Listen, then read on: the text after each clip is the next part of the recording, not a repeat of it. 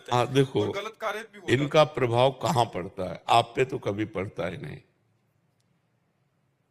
आप पे कभी नहीं पड़ सकता। आपका जो स्वरूप है, आत्म स्वरूप, वो निर्विकार है, उसमें पढ़ ही नहीं सकता, ये प्रवेश ही नहीं कर सकते। इनका प्रवेश होता अंतःकरण में, मन, बुद्धि, चित्त और अहम। अहम जिससे आप अपने को भूलकर पुरुष माने हुए हैं, अहम जिसमें आपको देहाभिमान है, मैं पुरुष हूं। तो इस मैं में यहां सारे विकार रहते हैं।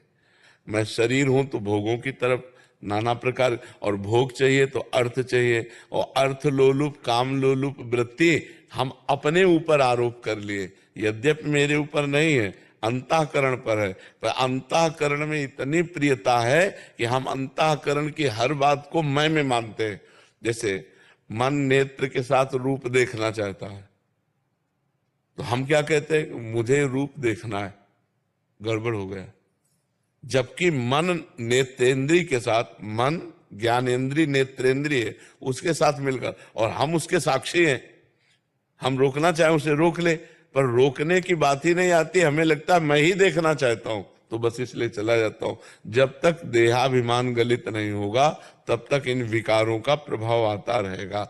देहाभिमान गलित होने के लिए खूब नाम जप करो, सत्संग सुनो, धीरे धीरे जब ज्ञान प्रकट होगा तो देहाभिमान। आप शरीर तो है नहीं प्यारे, पक्की बात समझो, 100 में 100% आप शरीर नहीं है।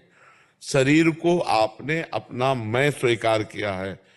थोड़ा ज्ञान होने पर लगता है शरीर मेरा। जब शुद्ध ज्ञान होता है तो बिल्कुल ही ऐसे है जैसे आप गाड़ी पे बैठे हैं, आप अलग हैं, गाड़ी अलग है, आप अलग हैं, गाड़ी अलग है। ऐसे मनुष्य शरीर रूपी गाड़ी परमार्थ की यात्रा के लिए भगवान ने आपको दी है। तो हम गाड़ी को गाड़ी न मानकर मैं ही मान लिए, तभी हम कंट्रोल नहीं कर पा रहे। जो देखना, सुनना, भोगना, छूना, वो सब मैं में आ रहा है कि मैं देखूं, मैंने भोगा, मैंने किया, मैं। तो अहंकार विमूढ़ आत्मा करता हमिति मन्यते, अहंकारी मूढ़ता को प्राप्त हुआ पुरुष ऐसा मानता है, इसलिए इन पर विजय प्राप्त नहीं कर पाता। इसके लिए हमको भगवान नाम जप, शास्त्र स्वाध्याय, सत्संग, तब हमारी समझ में आएगा। नहीं तो ये जब तक मैं पुरुष हूं तब तक इनका आक्रमण बनता रहेगा। जब तक मैं पुरुष स्त्री आदि भावना है तब तक उसी भावना में इनका आक्रमण होता है। आपका ये भाव भूल जाए कि मैं पुरुष हूं, मैं आत्म तत्व हूं, मैं ब्रह्म हूं, या मैं भगवान का दास हूं, इनका अस्तित्व नहीं पड़ेगा। तो वो थोड़ी देर ना आना भी एक भ्रम जैसा समझो। जिसको लगता है कि जैसे थोड़ी देर नहीं आया लेकिन फिर आ गया, वो एक भ्रम जैसा वो रहते हैं। महाराज जी 2-3 महीने तक तो ठीक रहता हूँ मैं, उसके बाद फिर दिखाना। हाँ देखो ना, अभी गलती हुई ना, 2-3 महीने मैं ठीक रहता हूं। ये मैं कौन बोल रहा है? शरीर उधारी अपने को आप देख रहे ना।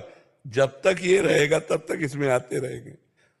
जब ये हो जाएगा कि मेरे में तो कभी ना था, ना है, ना रहेगा, ये अंतःकरण में आता। अब चूंकि ये ज्ञान का विषय है ना, अब काम क्रोध पर विजय प्राप्त करना कोई छोटी मोटी बात है?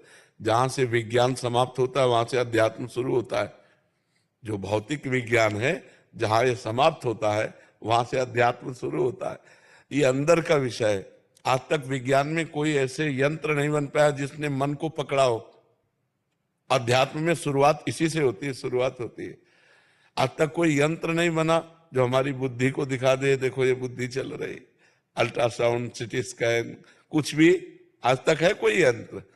अंतःकरण तक नहीं पहुंच पाया कोई यंत्र। हमारा अध्यात्म अंतःकरण के आगे कारण शरीर के आगे मैं तत्व, तत्व से बात करता है। अध्यात्म की जो पूर्णता है वो तत्व में है। इसलिए खूब नाम जप करो, सत्संग सुनो, धीरे धीरे अध्यात्म ज्ञान होगा, तब ये क्षीण हो जाए।